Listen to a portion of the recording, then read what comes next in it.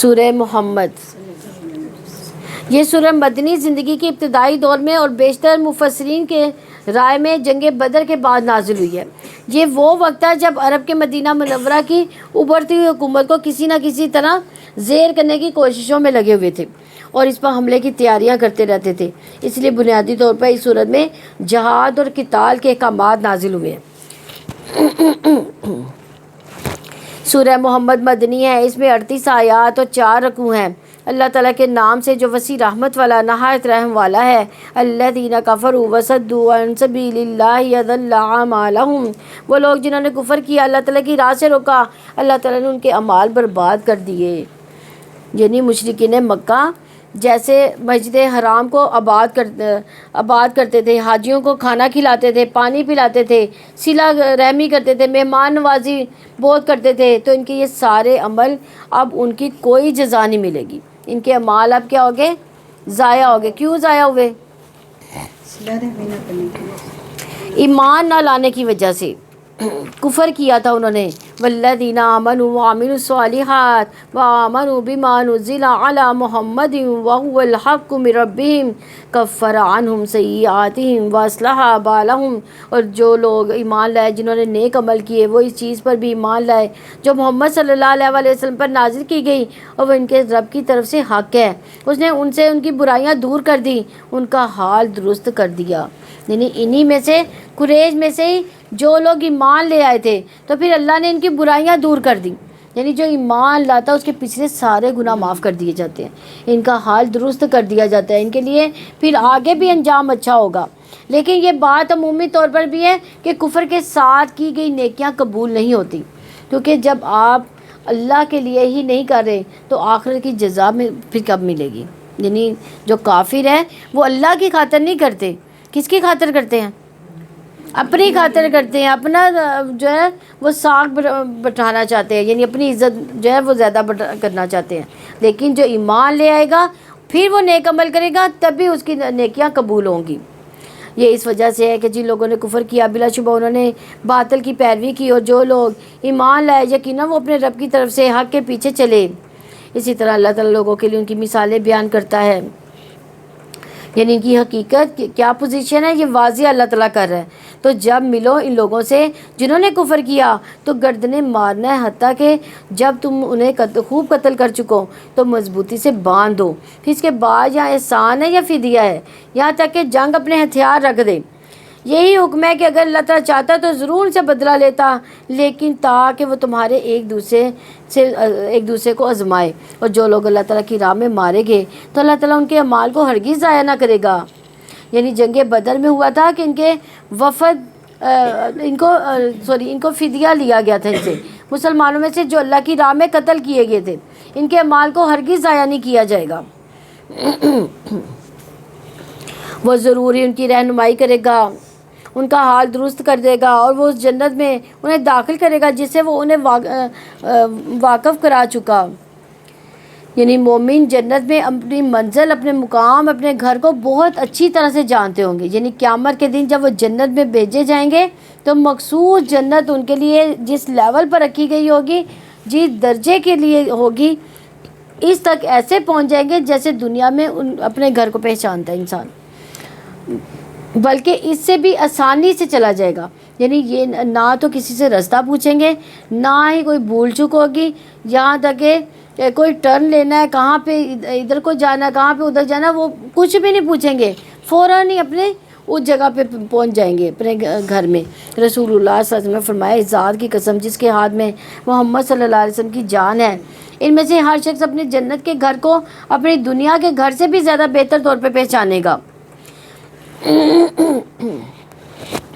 رسول اللہ صلی اللہ علیہ وسلم نے فرمایا، مجھے امید ہے کہ تم اپنی نیک اولاد سمیت جنت میں داخل ہونے سے پہلے وہاں اپنی رہائش گاہیں بنوا لو گے۔ تو اب سوال یہ پیدا ہوتا ہے وہ کون سے کام ہم کریں جس سے جنت میں داخل ہو سکے، یا وہاں پہ ہم اپنی رہائشیں بنا لیں؟ کیسے بنائیں گے؟ نماز کمال سے۔ ہاں، تو سب سے پہلے ایمان ہی ہے، تو پھر اس کے بعد عمل صالح۔ یعنی کیا ہے عمل صالح؟ سب سے پہلی چیز اس میں نماز آتی ہے عمل صالح میں۔ لیکن افسوس ہے کہ ہم فرض نماز بھی کس مشکل سے پڑھتے ہیں تو پھر سنتے کیا کرتے ہیں ہم؟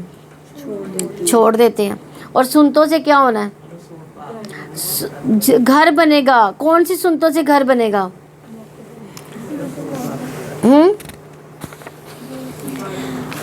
ہاں 12 رکعت 2 فجر کی سنتے اور ظہر کی کتنی؟ 6. 4 پہلے فرضوں سے 2 بعد میں.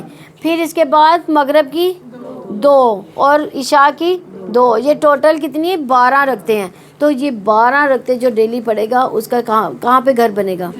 جنت میں گھر بنے گا. اسی طرح 4 رکھتے ظہر سے پہلے پڑھنا بھی جنت میں لے جانے کا باعث ہے. اور پھر اسی طرح مسجد بنانا، مسجد کی تعمیر کرنا، خواہ وہ چھوٹی سی کیوں نہ ہو. تو ہم سب سے پہلے کیا کرتے ہیں؟ نماز پڑھتے تو کیا کرتے ہیں؟ سنتے چھوڑ دیتے، صرف فرض ہی فرض پڑھتے ہیں. ہم کہتے ہیں یہی تو بس فرض تھے. تو کیا سنت پہ عمل نہیں کرنا ہم نے؟ اب جو ظہر کے جو میں نے بتایا نا، ظہر کے بعد 2 سنتے، اگر جو 4 رکعتیں پڑھتا ہے، ظہر سے پہلے 4 اور ظہر کے بعد 4 رکعتیں پڑھتا ہے، اس کے لیے تو گارنٹی ہے کہ وہ جنتی ہے. نبی صلی اللہ علیہ وسلم نے اس کے لیے گارنٹی بتائی ہے کہ وہ انسان جنتی ہے. یہ تو گھر بناتا ہے نا، 12 رکعتیں تو انسان گھر بناتا ہے نا. لیکن جو 2 رکعتیں اور پڑھ لیتا ہے فرضوں کے بعد، پہلے 2 سنتے پڑھ لیں، 2 رکعتیں اور پڑھ لیتا ہے، اس کے لیے جنت کی گارنٹی دے دی گئی ہے. ابھی جلدی کی وجہ سے تو زندگی میں اپنے مال کا کچھ نہ کچھ حصہ کیا کرنا چاہیے؟ اللہ کے گھروں کے لیے بھی ضروری رکھنا چاہیے. بعض اوقات تعمیر کرنا ہوتی ہے کوئی مسجد، بعض اوقات ان کو چلانے کے لیے، ان کے جو روزمرہ کے اخراجات پورے کرنے کے لیے. اب مثلا بجلی کا خرچ ہے اور پانی کا، ان سب چیزوں کے اخراجات کہاں سے چلتے ہیں؟ یہ مسلمانوں کے دیے ہوئے صدقات سے چلتے ہیں، جو اللہ کی راہ میں دیے جاتے ہیں، جس سے کہ مسجدیں آباد ہوتی ہیں. تو اس لیے تعمیر میں چاہے 1 اینٹ لگوائیں، کہیں بھی اس کا بھی اہتمام کریں، لیکن جب وہ اینٹ لگ جائے، مسجد بن جائے، کھڑی ہو جائے، تو اس کو آباد کریں. یہ بھی صالح عمل میں سے ہے اور بہت ہی بڑا عمل ہے. نماز پڑھنے کے لیے آئے، اس کی آبادی بڑھانے کے لیے آئے، اس کو صاف ستھرا رکھیں، اس کو خوبصورت بنائیں، اس کو نماز پڑھنے والوں کے لیے تیار کریں. پھر اسی طرح سورہ اخلاص پڑھنا بھی ذکر اذکار ہے. اللہ کی خاطر کسی سے ملاقات کرنا، یعنی کسی کے ساتھ احسان کا بدلہ چکانے کے لیے نہیں، کسی لالچ میں نہیں.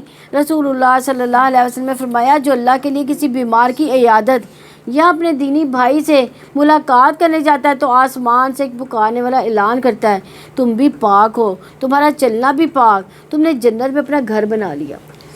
یہ کس کے لیے تھے؟ عیادت کرنے. کوئی بیمار ہے اس کی عیادت کرنے گئے ہیں، یعنی بیمار کی عیادت اتنی بڑی نیکی ہے. پھر اس میں آپ دیکھیے کہ کتنے بیمار ہسپتالوں میں ہیں، ایسے ہیں کہ جن کے وارث ہی کوئی نہیں ہے، تو ان کے لیے بھی ہم اسی طرح والنٹیئر کام کر سکتے ہیں. پھر اپنی عبادت بھی کریں، اپنے دین کی خدمت بھی کرنی چاہیے، دین کی تعلیم حاصل کرنے کے لیے آگے بھی بڑھنا چاہیے، دوسروں کی خدمت بھی کرنی چاہیے. جو اللہ تعالیٰ نے آپ کو صلاحیتیں دے رکھی ہیں، ان کو کس میں لگانا چاہیے؟ اللہ تعالیٰ کی دین کی خدمت میں لگائیں. یعنی آپ دیکھیں، اگر میں آپ کو کہتی ہوں کہ علم کا راستہ جو ہے اللہ تعالیٰ جنت کا راستہ بناتا ہے. علم کے راستے پہ چلنا کیا ہے؟ جنت کے راستے پہ چلنا ہے.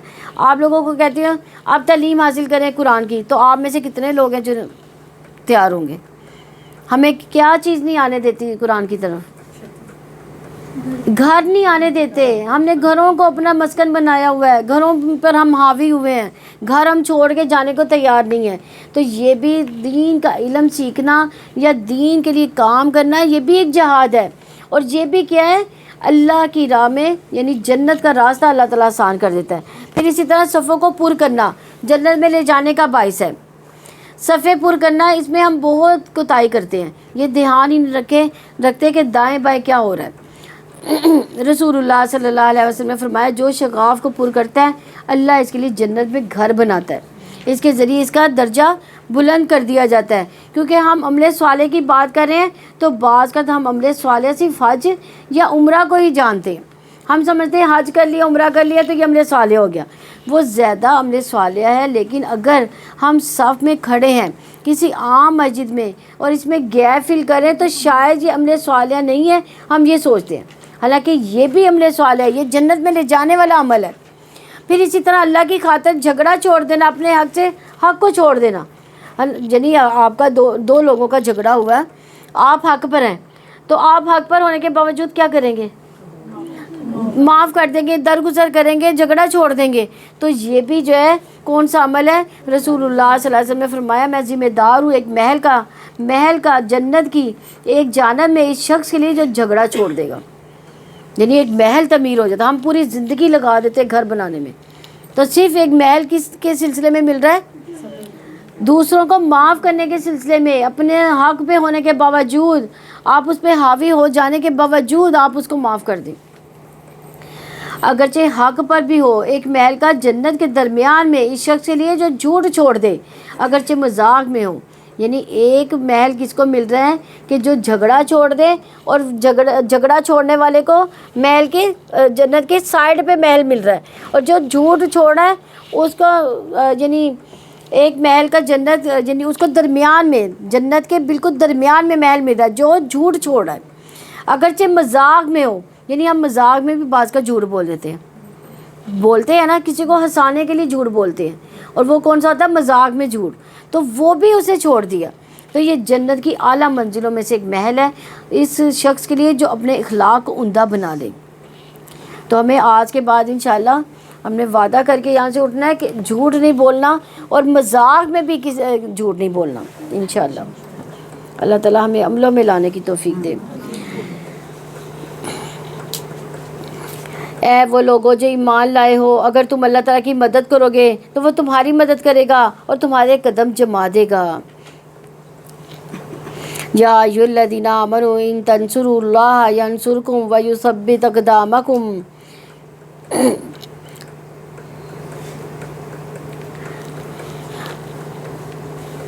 یعنی دین پر جمع کر رکھنا اپنے آپ کو. اور اگر تم اپنی جان سے، مال سے، صلاحیتوں سے، اوقات سے اللہ کے دین کی خدمت کرتے رہو گے تو اللہ تعالیٰ بھی تمہارے قدم جو ہے کہاں پہ جمائے گا؟ دین پر جائے. یعنی ہم ایک پہلی کوشش ہمیں کرنی پڑے گی کہ ہم دین پر قائم رہیں، تو دوسری اللہ تعالیٰ ہمارے خود ہی مدد کر دے گا. اور جن لوگوں نے کفر کیا ان کے لیے ہلاکت ہے. اللہ تعالیٰ نے ان کے اعمال برباد کر دیے. یعنی کفر کے ساتھ نیک اعمال قبول نہیں کیے جائیں گے. اگر کافر ہے، نیک اعمال کر رہا ہے تو کوئی قبولیت نہیں ہے. قبولیت کب ہوگی؟ جب ایمان لے کر آئے گا، ایمان اور عمل صالح، پھر قبول ہوں گے عمل صالح. یہ اس لیے کہ انہوں نے اس کو ناپسند کیا جو اللہ تعالیٰ نے نازل کیا، تو اللہ تعالیٰ نے بھی ان کے اعمال ضائع کر دیے. یعنی اللہ تعالیٰ کی باتیں انہیں پسند نہ آئی. یعنی کفر صرف یہ نہیں ہوتا کہ میں اللہ کو نہیں مانتا، یہ بھی کفر آ جاتا ہے کہ میں مانتا تو ہوں لیکن یہ کیا قرآن میں ایسا کیوں، ویسا کیوں، یعنی یہ احکامات کیسے ہیں. تو یہ بھی بغض رکھنا ہے. اور جو اللہ تعالیٰ نے نازل کیا یہ انسان کو پسند ہی نہ آئے تو یہ بھی اعمال کو ضائع کرنے کا باعث بن جاتا ہے. کیا وہ زمین میں چلتے نہیں کہ وہ دیکھیں ان سے پہلوں کا انجام کیا ہوا؟ اللہ تعالیٰ نے ان پر تباہی ڈال دی، اور کافروں کے لیے بھی اسی جیسی تباہی ہے. یہ اس وجہ سے ہے کہ اللہ تعالیٰ یقیناً ان لوگوں کا مددگار ہے جو ایمان لائے. کافروں کا یقیناً ان کے لیے کوئی مددگار نہیں. ان الذین یدخل الذین آمنوا وعملوا الصالحات جنات تجری من تحتها الانہار والذین کفروا یتمتعون ویأکلون کما تأکل الانعام والنار مثوی لہم. جو لوگ ایمان لائے، جنہوں نے نیک عمل کیے، انہیں اللہ تعالیٰ یقیناً ایسی جنتوں میں داخل کرے گا جن کے نیچے سے نہریں بہتی ہوں گی. جن لوگوں نے کفر کیا وہ مزے لوٹ رہے ہیں اور کھاتے ہیں جیسے جانور کھاتے ہیں، اور آگ ان کے لیے ٹھکانہ ہے. یعنی جس طرح چوپایوں کی طرح چوپایوں کو کھانے سے دلچسپی ہوتی ہے، تو جو لوگ دنیا کے لیے جیتے ہیں پھر کیسے کھاتے ہیں؟ دنیا میں ہی عیش و عشرت کرتے ہیں، دنیا میں ہی مزے کرتے ہیں. ان میں سب کچھ بڑا مزے سے وہ کھاتے پیتے ہیں، جبکہ ان کے پیٹوں اور شرمگاہوں کے سوا کوئی ان کا مقصد نہیں ہوتا، اور کل آنے والے دن کے لیے بالکل ہی وہ غافل ہوتے ہیں کہ قیامت بھی آئے گی. یہ بھی کہا گیا ہے کہ مومن دنیا سے زیادہ راہ لیتا ہے، یعنی دنیا کی زندگی سے اپنی ضرورت کے تحت چیزیں استعمال کرتا ہے. اور منافق مزین ہوتا ہے، یعنی وہ اپنے آپ کو ہر وقت بیوٹیفائی کرنے اور ڈیکوریٹ کرنے کے پیچھے لگا رہتا ہے، اور کافر ایش کرتا ہے. یعنی ایک کا درجہ ہے اور ایک حقیقت یہ ہے کہ آپ اگر اللہ کو حق اور بندوں کا حق دینے والے ہو جائیں تو پھر اس کے بعد آپ کے پاس اتنا وقت نہیں بچتا کہ آپ اپنے آپ کو یا اپنے گھر کو ہر چیز کو سجانے میں لگ سکیں. رسول اللہ صلی اللہ علیہ وسلم نے فرمایا مومن ایک آدھ میں پیتا ہے، کافر 7 آنتوں میں پیتا ہے. یعنی خوب پیٹ بھر بھر کے کھاتا پیتا ہے. اور آج کل رمضان کے دن ہے تو ہم کیسے کھاتے ہیں؟ کیا اس کے بعد اٹھنے کی استطاعت ہوتی ہے؟ بیٹھنے کی بھی استطاعت نہیں، لیٹ ہی جاتے ہیں. کتنی پڑ جاتی ہے. اور زیادہ کھانے والے کا انجام بھی اچھا نہیں ہے. پھر ایک شخص نے نبی صلی اللہ علیہ وسلم کے سامنے ڈکار لیا. آپ نے فرمایا اپنی ڈکار کو ہم سے دور رکھو، کیونکہ دنیا میں زیادہ پیٹ بھر کر کھانے والے قیامت کے دن سب سے زیادہ بھوکے ہوں گے. تو اس لیے کھانا جب کھائیں تو تھوڑا بھوک رکھ کے کھائیں، اور خصوصاً رمضان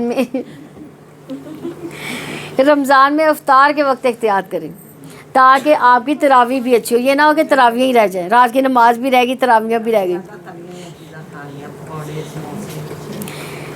اور کتنی بستیاں جو تمہاری اس بستی سے قوت میں زیادہ تھی، جس نے تمہیں نکال دیا، ہم نے ان کو ہلاک کر دیا، پھر ان کے لیے کوئی مددگار نہ تھا. تو کیا جو شخص اپنے رب کی طرف سے واضح دلیل پر ہو اس کی طرح ہے جس کے لیے اس کا برا عمل خوشنما بنا دیا گیا. اور جنہوں نے اپنی خواہشات کی پیروی کی، جنت کی مثال جس کا متقیوں سے وعدہ کیا گیا، اس میں پانی کی نہریں ہیں جو بدلنے والا نہیں، دودھ کی نہریں ہیں جس کا مزہ تبدیل ہونے والا نہیں، شراب کی نہریں ہیں جو پینے والوں کے لیے لذیذ ہیں، اور خوب صاف کیے ہوئے شہد کی نہریں ہیں. ان کے لیے اس میں ہر طرح کے پھل ہیں، ان کے رب کی طرف سے بخشش ہے. کیا وہ اس کی طرح ہے جو آگ میں ہمیشہ رہنے والا ہے؟ ان کو گرم گھولتا ہوا پانی پلایا جائے گا تو وہ اس کی آنتیں ٹکڑے ٹکڑے کر کے رکھ دے گا. یعنی ٹھہرا ہوا پانی پرانا ہو جاتا ہے. جنت کی نہروں کا پانی کبھی پرانا نہیں ہوگا. ایون کہ دودھ کی نہریں بھی ان کا ذائقہ کبھی خراب نہیں ہوگا. اور کچھ نہریں صاف شہد کی ہوں گی، یعنی جن میں کوئی میل کچیل نہیں ہوگی، کوئی مکھی کا پر نہیں ہوگا، کوئی مکھی نہیں اس میں نظر آئے گی. ان میں سے بعض آپ کی طرف کان لگاتے ہیں، حتیٰ کہ جب وہ آپ کے پاس سے جاتے ہیں تو ان سے جنہیں علم عطا کیا گیا کہتے ہیں اس نے ابھی کیا کہا تھا. یہی لوگ ہیں جن کے دلوں میں اللہ تعالیٰ نے مہر لگا دی، وہ اپنی خواہشات کے پیچھے چلے. یعنی مجلس میں بیٹھتے تو ہیں اس طرح سر ہلا کر بتاتے ہیں کہ جیسے بہت زیادہ بات سمجھ میں آ رہی ہے، لیکن سمجھتے کچھ نہیں، دھیان کچھ نہیں ہوتا. یہ ہمیں اپنی طرف ٹٹول کے دینا چاہیے. یہ کون ایسے کرتا ہے؟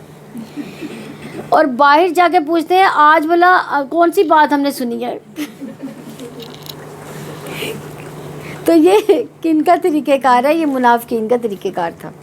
اللہ معاف کرے، استغفر اللہ. اللہ تعالیٰ ہمیں اس منافقت سے بچائے. تو خواہشات کے پیچھے لگے رہنا دراصل انسان کو دین کے علم میں، سمجھ میں، اللہ تعالیٰ اور اس کے رسول کی بات کی سمجھ میں پیچھے رکھ دیتا ہے. اور جن لوگوں نے ہدایت قبول کی اس نے ان کو ہدایت میں بڑھا دیا اور انہیں ان کو تقویٰ عطا کیا. سو اپنے پاس قیامت ہی کے اچانک آنے کا انتظار کر رہے ہیں. بے شک اس کی علامات تو آ چکی، پھر جب وہ ان کے پاس آ جائے گی ان کے لیے نصیحت کیسے ممکن ہے؟ یعنی وہ تو بس جزا کے دن ہوگا، پھر کوئی قبولیت کا باعث نہیں ہوگا. فَاعْلَمْ أَنَّهُ لَا إِلَٰهَ إِلَّا اللَّهُ وَاسْتَغْفِرْ لِذَنبِكَ وَلِلْمُؤْمِنِينَ وَالْمُؤْمِنَاتِ وَاللَّهُ يَعْلَمُ مُتَقَلَّبَكُمْ وَمَثْوَاكُمْ. پس آپ جان لے کہ بے شک اللہ تعالیٰ کے سوا کوئی معبود نہیں. اپنے گناہ کی بخشش مانگے. اور مومن مردوں اور مومن عورتوں کے لیے بھی اللہ تعالیٰ تمہارے چلنے پھرنے کو بھی جانتا ہے، تمہارے ٹھکانوں کو بھی جانتا ہے.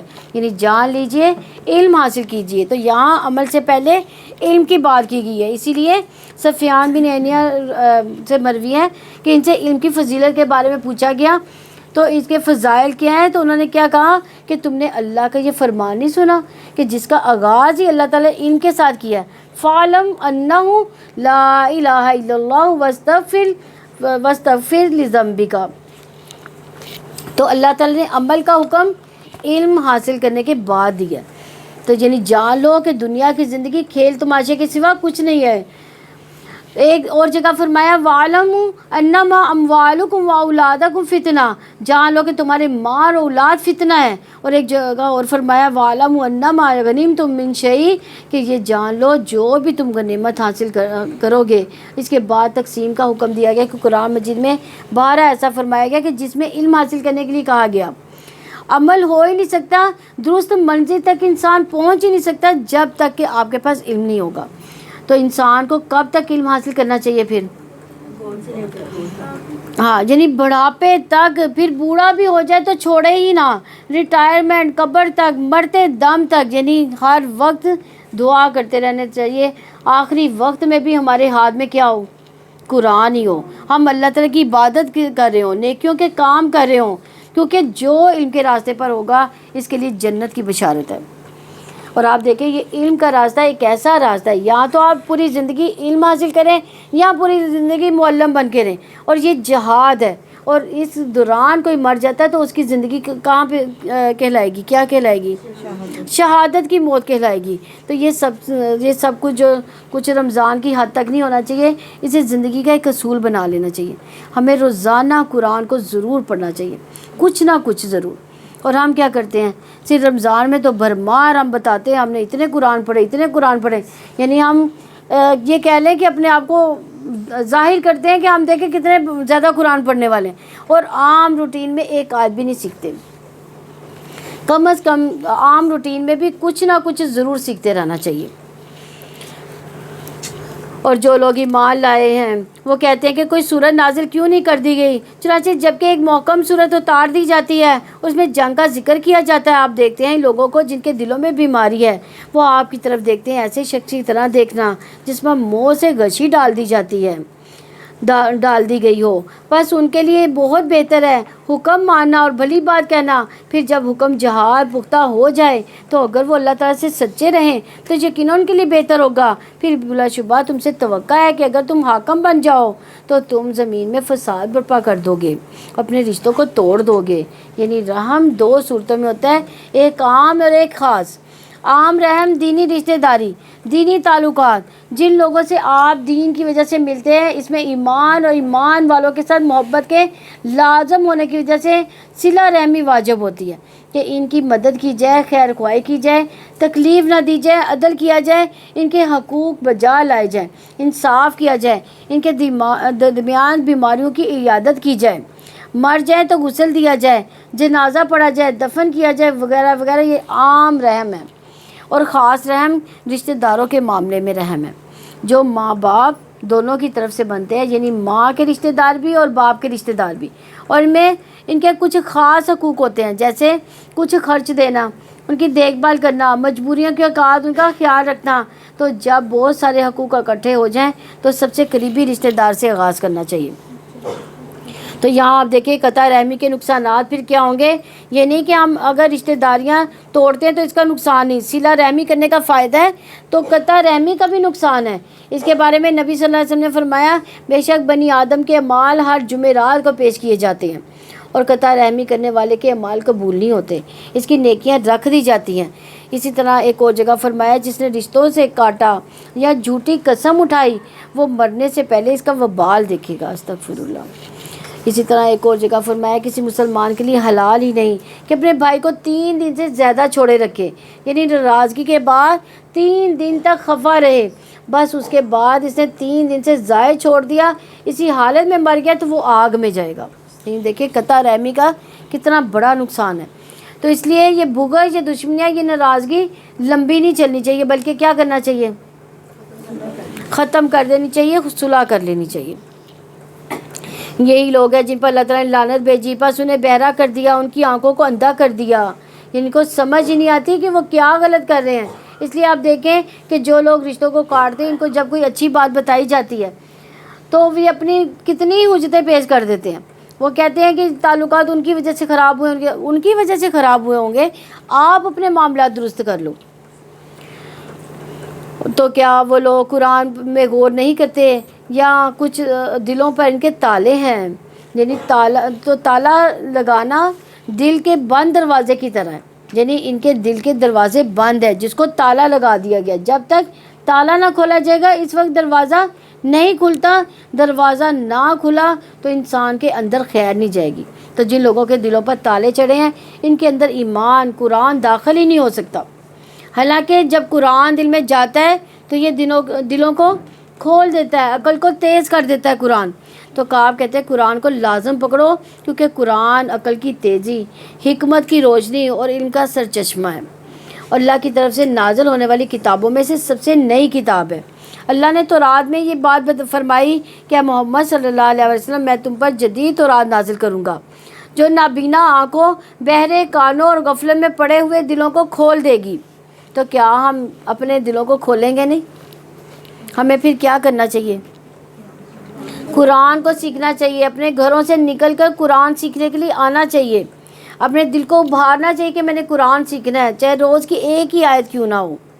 یقیناً جو لوگ اپنی پشتوں پر پھر گئے اس کے بعد کہ ان کے لیے ہدایت واضح ہوگی، ان کے لیے شیطان نے ان کا عمل کچھ نما بنا دیا، ان کے لیے مہلت لمبی بتائی گئی۔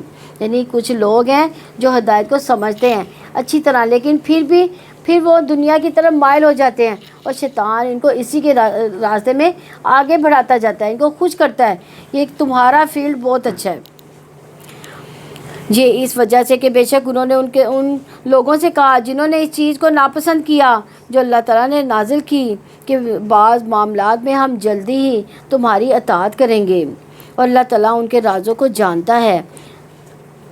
یعنی اللہ تعالیٰ نے منافقین یعنی یہود سے کہا یہ۔ تو کیا ہوگا جب فرشتے ان کے ارواح قبض کریں گے، ان کے چہروں، ان کی کمروں پر ماریں گے؟ یہ اس وجہ سے کہ یقیناً انہوں نے اس کی پیروی کی جس نے اللہ تعالیٰ کو ناراض کر دیا، انہوں نے بھی اس کی رضا کو برا جانا، تو اللہ تعالیٰ نے ان کے اعمال ہی ضائع کر دیے۔ یہ دیکھیں اس سورہ میں بار بار اعمال کے ضائع ہونے کا ذکر آ رہا ہے، اور یہ قرآن میں غور و فکر تدبر سے ہی پتہ چلتا ہے کن کن چیزوں سے، کن سوچوں سے، کس قول سے، کس عمل سے ہمارے اعمال ضائع ہوتے ہیں۔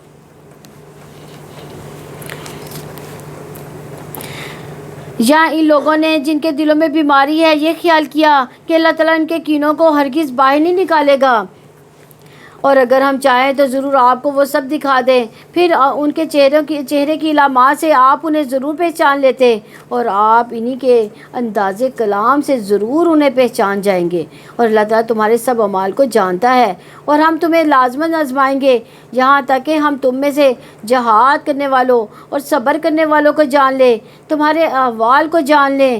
یقیناً جن لوگوں نے کفر کیا، اللہ تعالیٰ کے راستے سے روکا، رسول کی مخالفت کی، اس کے بعد کہ ہدایت ان پر واضح ہو چکی تھی، وہ اللہ تعالیٰ کا ہرگز کچھ بھی نقصان نہیں کریں گے، اور جلدی اللہ تعالیٰ ان کے اعمال کو ضائع کر دے گا۔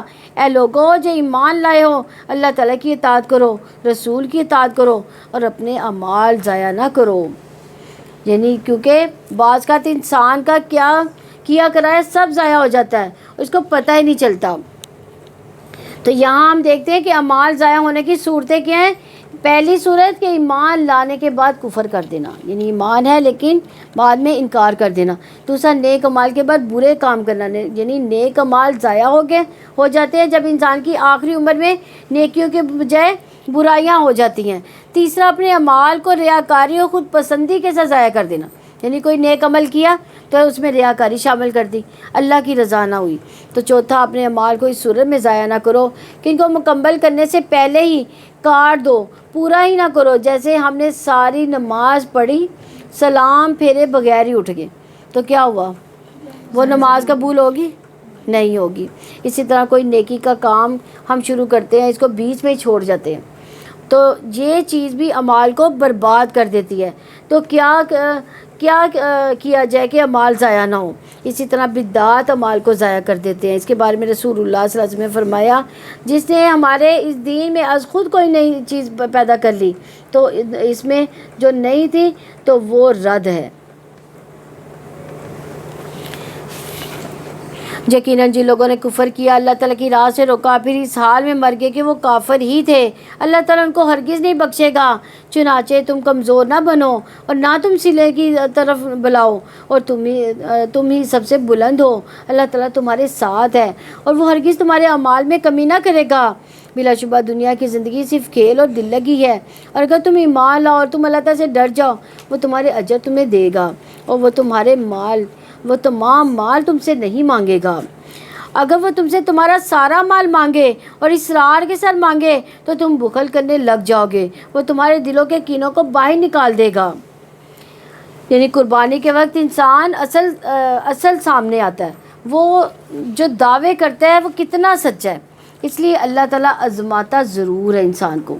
جیسے کہ ہم کہتے ہیں ہائے میرے پیسے، تو میں اللہ کی راہ میں ایسے اور ایسے خرچ کروں، تو پھر اللہ تعالیٰ بعض کا یعنی ہم لوگ بعض کا کہتے ہیں جب ہمارے پاس پیسہ نہیں ہوتا تو ہم کیا کہتے ہیں، اللہ تعالیٰ ہمیں پیسہ زیادہ سے زیادہ دے تو ہم تیری راہ میں بہت زیادہ خرچ کریں۔ تو لیکن جب پیسہ آتا ہے تو پھر ہم منافقت کرنے لگ جاتے ہیں، ہمیں اپنی ضروریات جو ہے نا وہ نظر آنا شروع ہو جاتی ہیں۔ تو یہ کیا ہے، یہ نیتیں کہاں چھوڑ جاتے ہیں ہم لوگ۔ سنو تم وہ لوگ ہو کہ تمہیں بلایا جاتا ہے تاکہ تم اللہ تعالیٰ کی راہ میں خرچ کرو، تو تم میں سے بعض لوگ بخل کرتے ہیں، اور جو بخل کرتا ہے بس وہ اپنے ہی سے بخل کرتا ہے، اپنے ہی لیے بخل کرتا ہے۔ اللہ تعالیٰ غنی ہے، تم محتاج ہو۔ اگر تم منہ موڑو گے تو وہ تمہارے علاوہ کسی دوسری قوم کو بدل لائے گا، پھر وہ تم جیسے نہ ہوں گے۔ یعنی جیسے آپ دیکھیں رمضان ہے، تو رمضان میں پھر ہمیں کیا کرنا چاہیے، زیادہ سے زیادہ اللہ کی راہ میں صدقہ دینا چاہیے انشاءاللہ۔ سورہ فتح،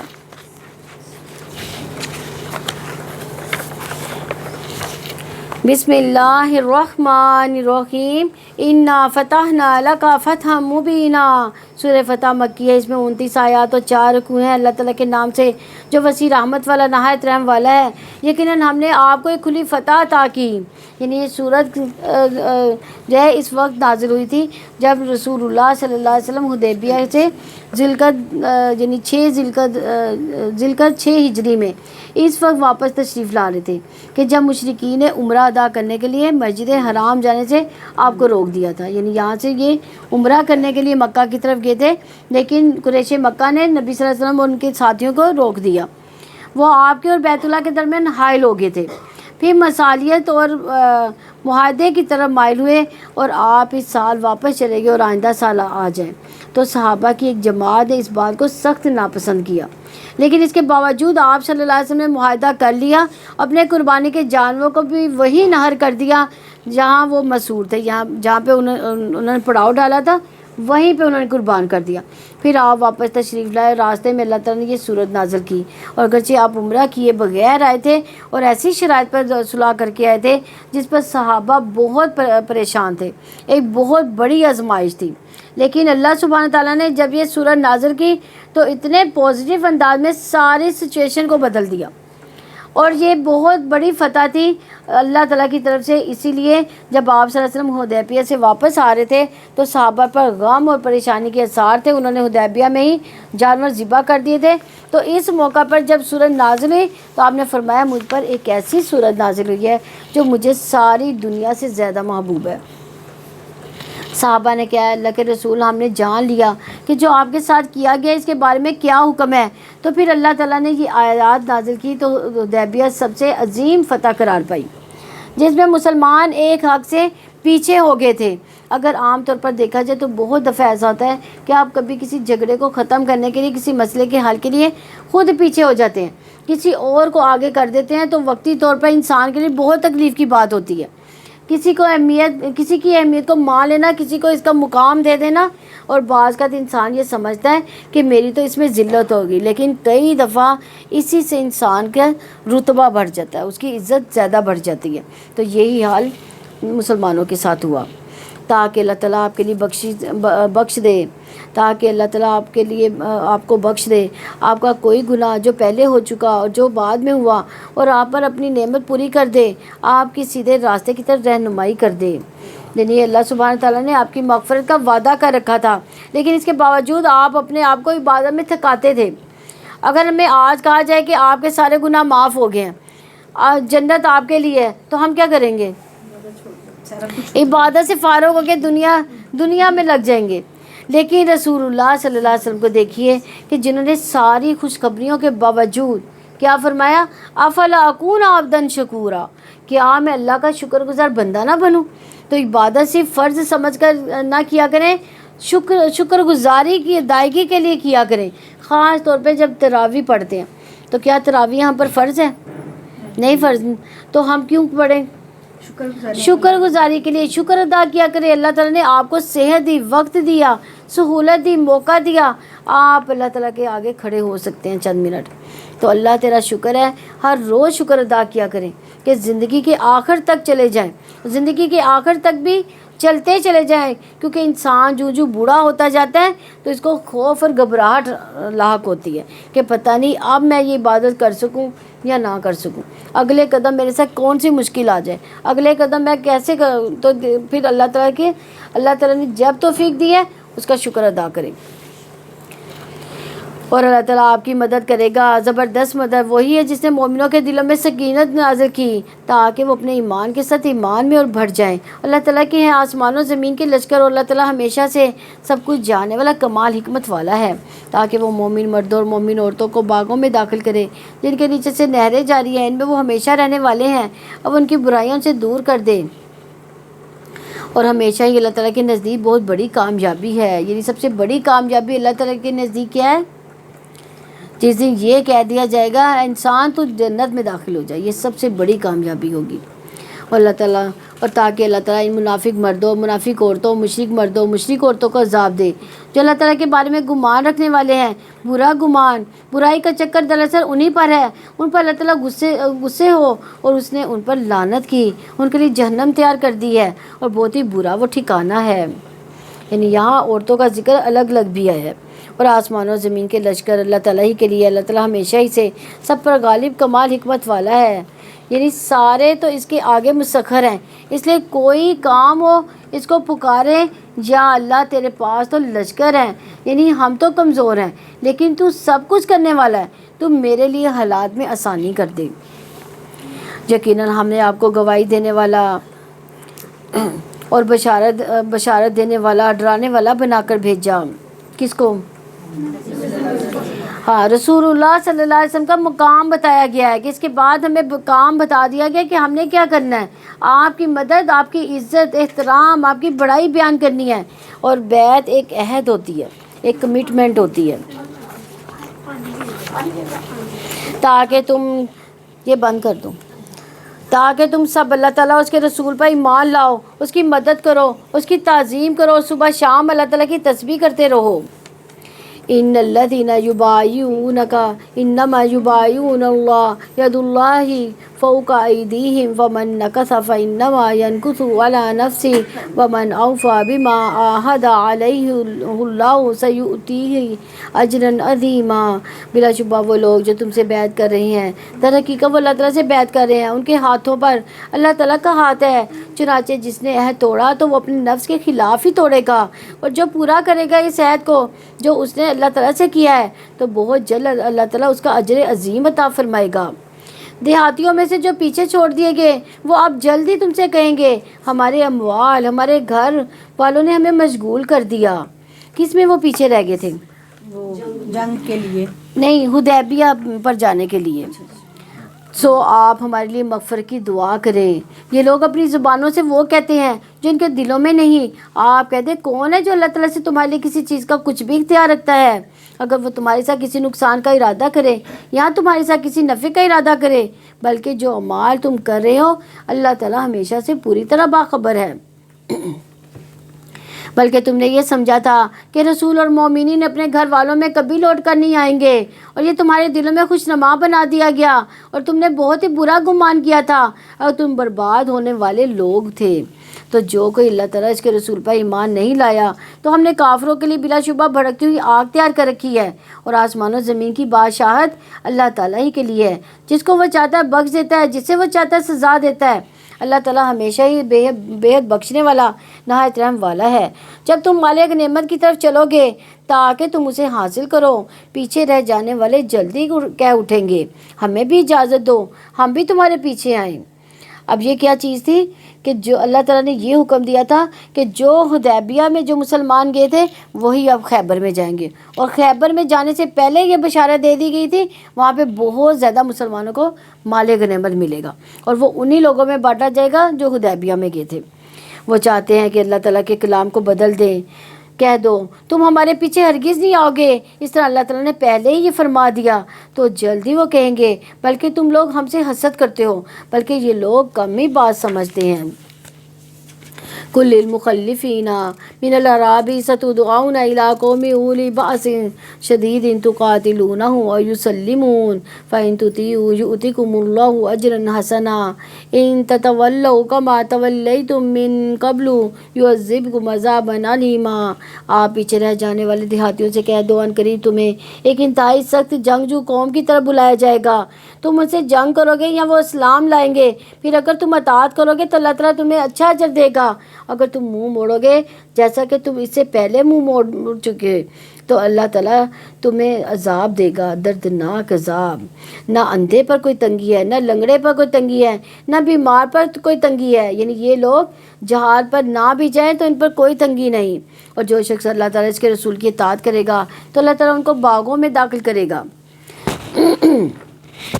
جن کے نیچے نہریں بہتی ہوں گی، اور جو منہ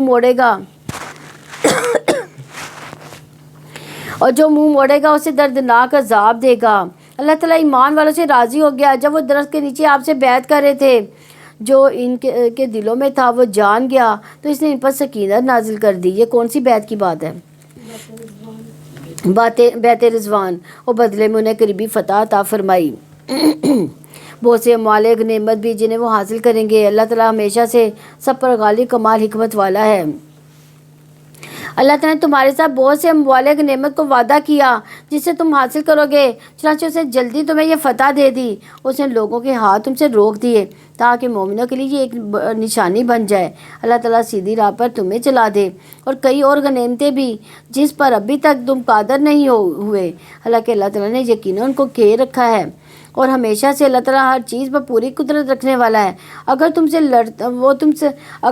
لڑتے وہ جنہوں نے کفر کیا تو وہ ضرور پیٹھے پھیر جاتے، پھر کوئی حامی اور کوئی مددگار نہ پاتے۔ اللہ تعالیٰ کا طریقہ ہے جو پہلے ہی گزر چکا ہے، اور آپ اللہ تعالیٰ کے طریقے میں ہرگز کوئی تبدیلی نہیں پاؤ گے۔ اور وہی ہے جس نے مکہ کی وادی میں ان کے ہاتھ تم سے اور تمہارے ہاتھ ان سے روک دیے، اس کے بعد کہ وہ تمہیں ان پر فتح عطا کر چکا تھا، اور ہمیشہ سے اللہ تعالیٰ خوب دیکھنے والا جو تم عمل کرتے ہو۔ وہی لوگ ہیں جنہوں نے کفر کیا، تمہیں مسجد حرام سے روک دیا، اور قربانی کے جانوروں کو جو اس سے روکے ہوئے تھے کہ وہ اپنی قربان گاہ پر پہنچے۔ اور اگر کچھ مومن مرد اور مومن عورتیں مکہ میں موجود نہ ہوتے جنہیں تم نہیں جانتے، یہ کہ تم بے خبری میں ہی انہیں کچل ڈالو گے، تو ان کی وجہ سے بے خبری میں تمہیں تکلیف پہنچتی، تاکہ اللہ تعالیٰ اپنی رحمت میں جس کو چاہے داخل کر دے۔ اگر وہ الگ الگ ہوتے تو ان میں سے جن لوگوں نے کفر کیا ہم ان کو لازماً دردناک عذاب دیتے۔ یہ کن مسلمانوں کی بات ہو رہی ہے؟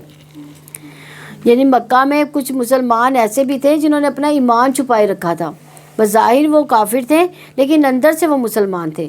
تو یہ کہا گیا کہ اگر وہاں پہ جنگ ہوتی فتح مکہ کے لیے تو پھر کیا تھا کہ وہ ندانی میں وہ مسلمان قتل کر دیے جاتے۔ جب ان کافروں نے اپنے دلوں میں ضد رکھ لی، اور وہ بھی جاہلیت کی ضد، تو اللہ تعالیٰ نے اپنے رسول پر اور ایمان والوں پر سکینت نازل کی، انہیں تقویٰ کی بات کا پابند رکھا، اور وہ ان کے زیادہ حقدار، ان کے زیادہ اہل تھے، اور اللہ تعالیٰ ہمیشہ سے ہر چیز کو خوب جاننے والا ہے۔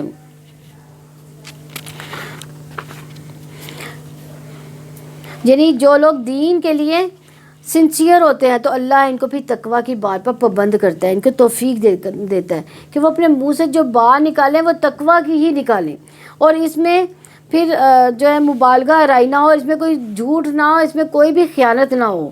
اس بات میں بلا شبہ یقین اللہ تعالیٰ نے اپنے رسول کا خواب حق کے ساتھ سچ کر دکھایا۔ انشاءاللہ تم ضرور مسجد حرام میں سر منڈواتے ہوئے، بال تراشتے ہوئے امن کی حال میں داخل ہوگے کہ تمہیں کوئی خوف نہ ہوگا، تو اسے جانا جو تم نے نہیں جانا، چنانچہ اس نے پہلے تمہیں قریبی فتح عطا کی۔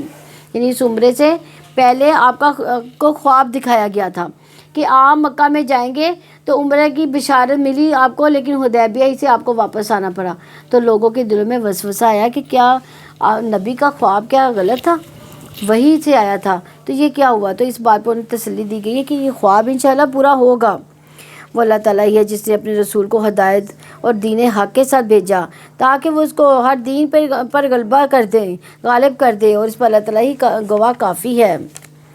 محمد رسول اللہ والذین معه اشداء علی الکفار رحماء بینہم تراہم رکعا سجدا یبتغون فضلا من اللہ ورضوانا سیماہم فی وجوہہم من اثر السجود ذلک مثلہم فی التوراۃ ومثلہم فی الانجیل کزرع اخرج شطأہ فآزرہ فاستغلظ فاستوى على سوقه يعجب الزراع ليغيظ بهم الكفار وعد الله الذين آمنوا وعملوا الصالحات منهم مغفرة واجرا عظیما۔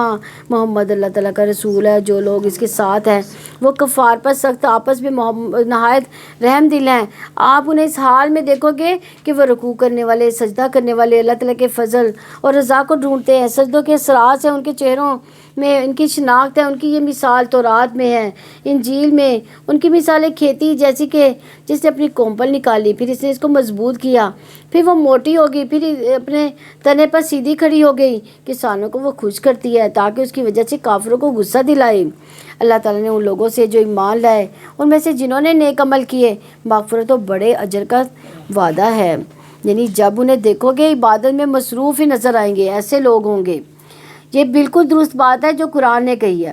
اس کا مطلب یہ نہیں ہے کہ وہ سیاہ نشان جو پڑ جاتے ہیں، یعنی جو جس کو محراب بھی کہا جاتا ہے، بلکہ جو شخص سجدوں کی کثرت کرتا ہے، اس کے چہرے ایک خاص قسم کی روشنی ان کے اوپر ہوتی ہے، اور اللہ کے آگے جھک جھک کر، یعنی ایک خاص سکینت ان پر ہوتی ہے، ایک خاص اطمینان ان کے چہرے پر آ جاتا ہے۔ الحمدللہ ہمیں ہمارا یہ حجرات بھی پڑھتے ہیں ابھی۔